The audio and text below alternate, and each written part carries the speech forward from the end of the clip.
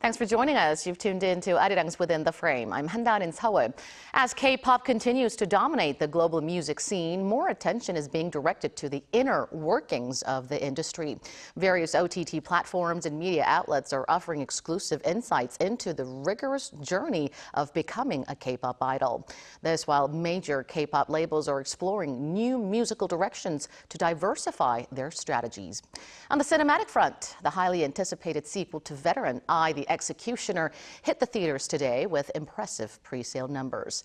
But the overall trends in Korean cinema leading up to this year's Chuseok holiday show a noticeable shift from previous years. In today's episode, we delve into the latest developments in both K-pop and K-cinema. First, we connect with Bernie Cho, president of DFSB Collective, to get the latest buzz in K-pop. Bernie, always great to have you with us. Oh, it's good to be back. All right, so a series of documentaries that depict K-pop from various angles have been released on global streaming platforms, drawing much attention. Made in Korea, which is airing on the BBC, and Pop Star Academy on Netflix are some examples. What aspects of the K-pop scene are they focusing on?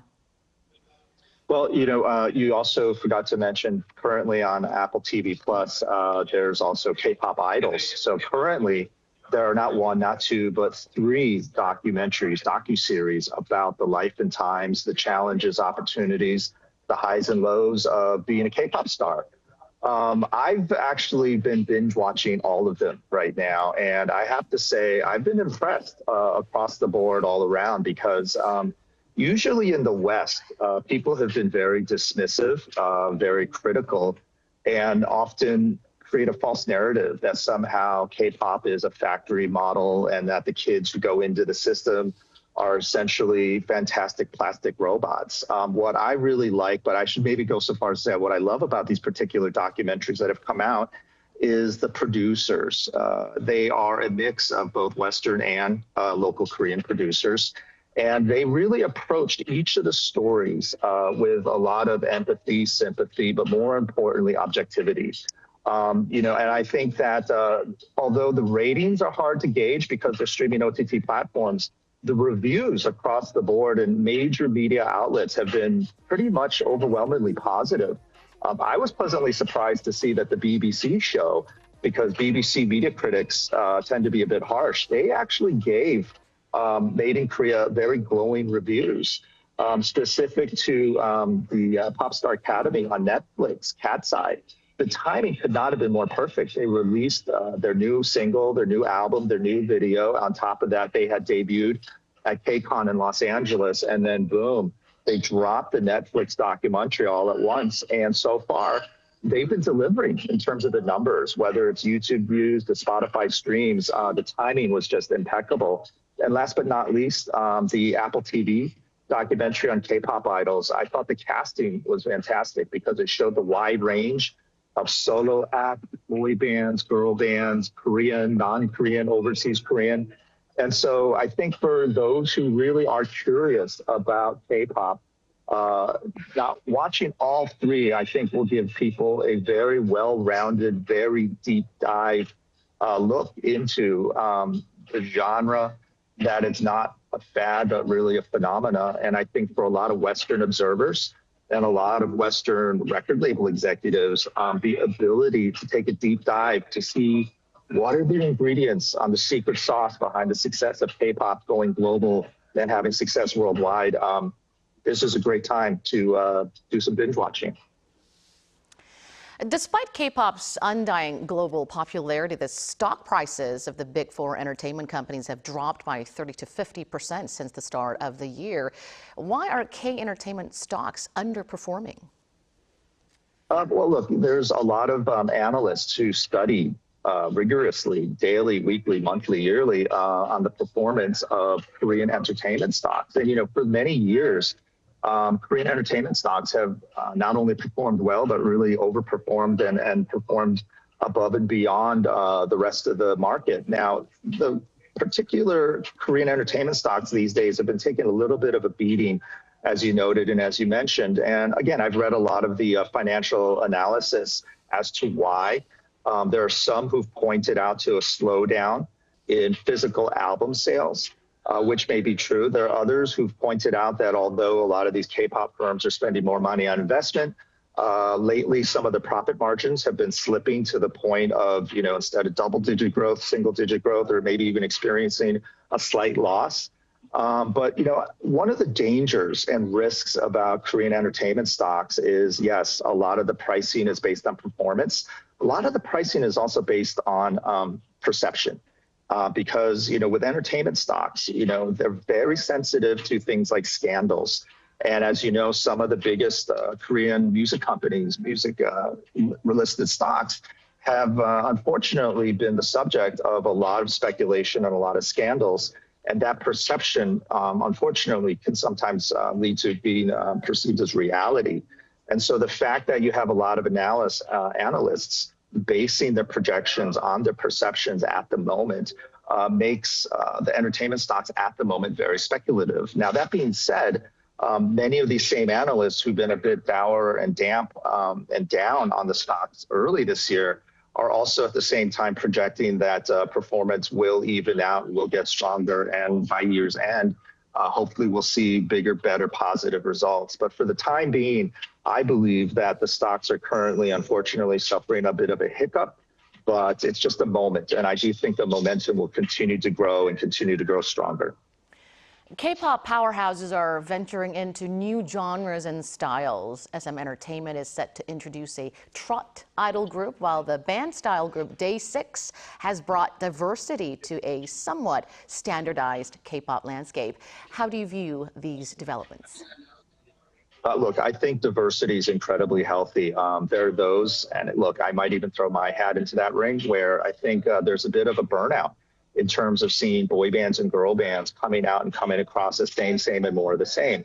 Now, it's interesting that some of these top K-pop music companies are looking to and leaning into, of all things, trot. The thing is, trot, the numbers are undeniable. They're doing incredibly well in terms of not just album sales, single streams, but ticket sales. And the thing is that we're seeing something kind of similar here in the US as well. In many ways, trot is kind of like the country music of Korea. Here in the United States, some of the biggest stars, whether they be Beyonce from R&B or Post Malone from hip hop, have all dabbled with and found tremendous success experimenting with country music. And so I think, for me, I see a lot of parallels between U.S. artists crossing over to country in the same way that we're seeing Korean artists now crossing over through trot. So I think it's good. And I think the fact is that, trot has really gotten a lot of attention because I think they've borrowed a lot of best practices from K-pop to make it feel more fresh and more contemporary. And so, but again, I think diversity is good. And as much as we mentioned trot, we can't forget Day6. I'm really happy to see rock making a comeback. And I hope to see more of that from the ROK, Republic of Korea. Meanwhile, we saw quite disturbing reports about deep fakes. According to recent reports citing security firms, 8 out of 10 individuals featured in deepfake pornography were K-pop celebrities. What's your take on this? What measures should be prioritized to address this issue? Look, the deepfake pornography is a very real problem. And I think, unfortunately, as much as deepfake pornography has obviously gotten a lot of headlines, not just within Korea, but especially outside of Korea, we have to just call it out. Korea, unfortunately, has a pornography problem, period. It's not just deepfake, but even real. The fact is that we're constantly hearing in the news anything from, people taking illicit videos of their partners to, in public places and public spaces. And unfortunately, this is just another aspect of the pornography problem that South Korea is currently undergoing and suffering and going through.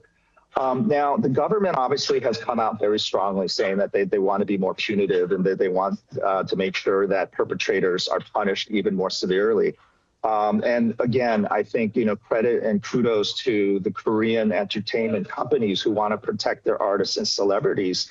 They too are stepping up their efforts to go after these deepfake porn creators. But I also believe that as much as punitive measures need to be stepped up and strengthened, South Korea has a serious pornography problem. And I think hand in hand We need to start talking about therapy, rehabilitation, and education as well.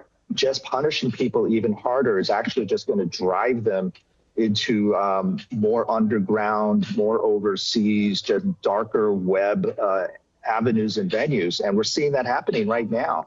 And so I think that this needs to be tackled on multiple fronts. This is not just a simple fix to a very disturbing problem. All right, we'll leave it there tonight. Thank you, Bernie, as always, for your in-depth analysis. Thank you. Now let's dive into the latest buzz in K-cinema. The highly anticipated sequel to Veteran I, The Executioner premiered today with impressive pre-sale numbers. That's as several star-studded K-films have been released on OTT platforms, all competing fiercely for viewer attention this Chuseok holiday. Now, without further ado, let's bring in film critic Piers Conran to talk more about these developments. Piers, it's been a while. Thank you for joining us. Thanks very much for having me. It has indeed been a moment. Right, so Hatching of Love has risen to the top 3 of the highest grossing Korean animations. Not only children's animations, but also documentaries and concert films, once considered niche, are now emerging as unexpected hits at the box office. What's driving this shift? I think it's fair to say that there has been a diversification of content at the moment in the Korean film industry. Korea has long been a robust theatrical market. However, of course, during the current pandemic, we've been experiencing a bit of a wobble. But where it has long struggled is in attracting a children's audience. This, of course, despite a very clear thirst for children's content, which we've seen time and again through hits, particularly from Hollywood, whether it's animations like the Frozen films or more recently Pixar successes like Elemental or this year's Inside Out 2. But generally speaking, during the pandemic, we've seen a stronger focus on animation, which has been doing very, very well. And looking further than the Japanese hits that we've had, a lot of record-breaking successes for Japanese content in the Korean market, such as the Demon Slayer film, the first of many of those, Suzume, and also the first Slam Dunk. Now, the success of Hatching of Love, which is also called Heartstring, I think, it is encouraging. It's accumulated about 900,000 viewers right now. That's past its break-even point of 600,000. It's not to say that the Korean animation industry is really having it's a big moment in the sun yet. It's still an industry that doesn't have a very clear image the way that Hollywood and Japanese anime has with their animation, and our market doesn't produce a huge amount of films, and so something like Heartstring can work because it's a theatrical spin-off of a very popular kids animation TV show, so there is sort of a market to tap in there.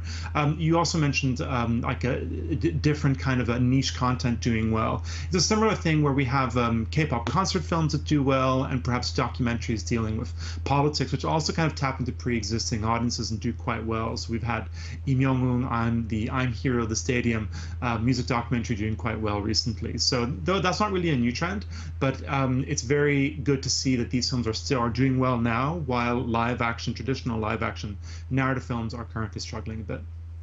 The sequel to the film Veteran, which drew 13.4 million viewers, was released today. Will it live up to the series' reputation after 9 years?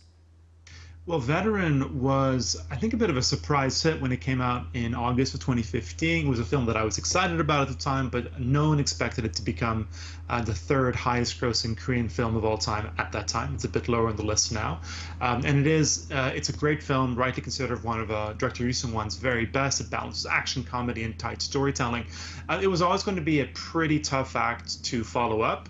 And 9 years later, the numbers are already looking very, very good as we enter the Chuseok holiday period. They've topped already 600,000 in pre-sales. Very, very encouraging for a local film.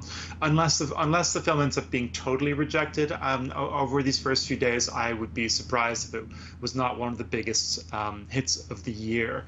Now, I was fortunate to see the film earlier this year, and while I don't think it's quite as good as the original, which is one of my absolute favorite Korean films, I do think it's a very entertaining follow-up that really aims to please. I would say its strongest point are its really thrilling set pieces. Some of the most audacious action scenes that I've seen in Korean cinema are featured in Veteran 2, also called I, the Executioner. There's an incredible mountainside staircase tumble. There's also a great rainy rooftop fight.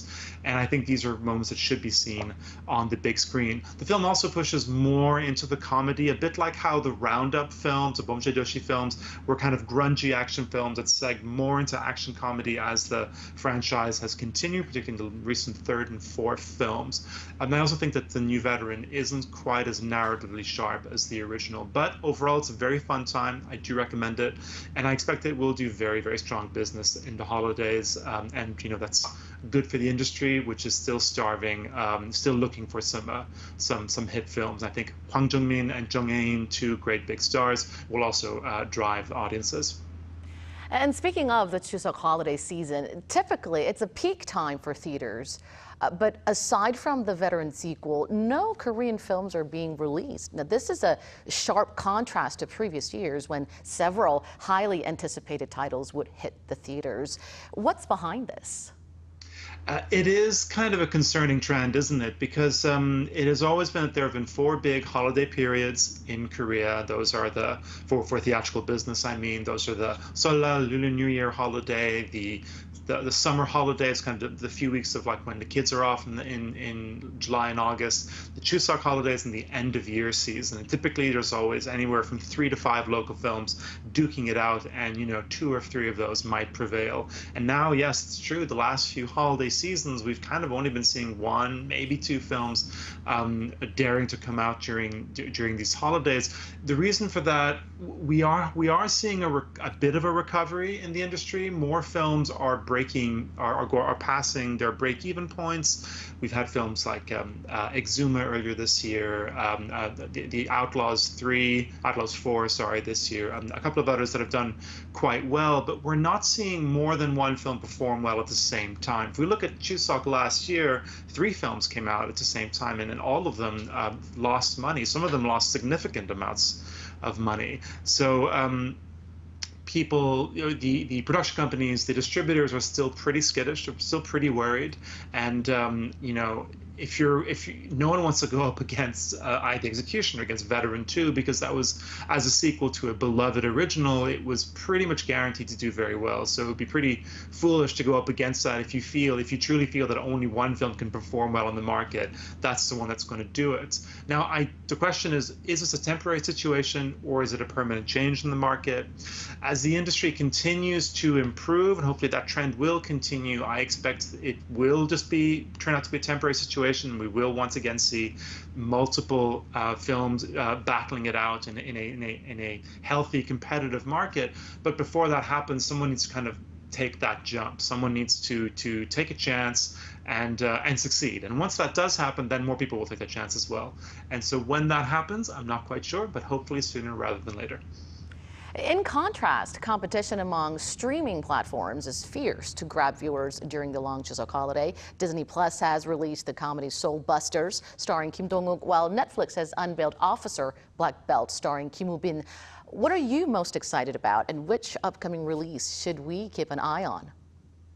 It's true that compared to theatrical fare, we're seeing a lot more on offer on the small screen. This is partly due to the global demand for Korean streaming content, which has been driven by the success of Netflix, not just Netflix originals, but the series that Netflix are licensing from TVN and JTBC and streaming to great success around the world. And so we're seeing a constant stream of major fare on the small screen. Netflix, Disney, we're seeing things on Prime Video, Amazon streaming service, as well as they're licensing Korean content as well. So looking to capitalize on these holidays, these local holidays, there are a lot of films that are either starting or finishing or kind of, in the middle of their runs during Chuseok, as well as the Netflix film that you mentioned, Officer Black Belt. Now, I do think that there's been so much success with the Korean streaming content that the budgets have kind of gotten really, really high. And a lot of these really, really big budget streaming original series, people are starting to kind of get a little frustrated with the lower level of quality. After Squid Game and a few other things, Hellbound 2 is actually coming out soon as well. we haven't really seen a consistent stream of very big budgets, successful series. It's more the traditional drama series that have been doing very, very well. You're asking which of these shows which of these pieces of content am I excited about? I'm particularly excited about Officer Black Belt. I haven't seen it yet. It just opened a few hours ago on Netflix. I've already heard some good things. And I am very much a fan of the director, Jason Kim, or in Korean, Kim Joo-han, who made Midnight Runners before, a great police academy action comedy film, and also the Netflix series Bloodhounds, a really kind of a punchy action drama. And this is very much in that wheelhouse. It's also kind of a bit in the veteran wheelhouse, because it's about a martial artist who ends up being roped into, he gets like a probation period as a police officer, so he gets to use his skills as a cop, and that's kind of what Jung Ain's character does in The New Veteran as well. So they're kind of skirting the same territory, and while they're not directly competing, as one is online and one is in the theaters, I imagine viewers will compare them, and I'm curious to see how they do so. Soul Busters is also a cop comedy, but this is very, very much a comedy. It's largely a farce.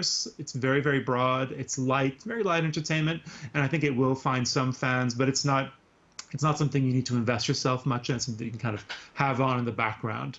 Beyond that, the Queen Wu is a show that just ended its run last night, so people will be watching the 4-episode finale during the holidays. That's one of those big budget shows which hasn't been super well received. I had a lot of problems with it. Viewers have felt the same way, but all the same, there is a lot to choose from for people who are staying home for the holidays this year.